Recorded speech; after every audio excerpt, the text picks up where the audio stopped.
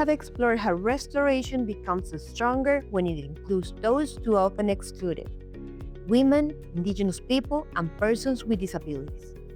But to ensure restoration efforts are sustainable well into the future, we must also turn our attention to those who will inherit this landscape: young people. Youth bring fresh energy, bold ideas, and a deep sense of urgency to environmental action.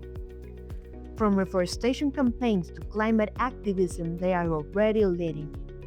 But too often, they face steep barriers, from lack of training and land access to being shut out of decision-making spaces.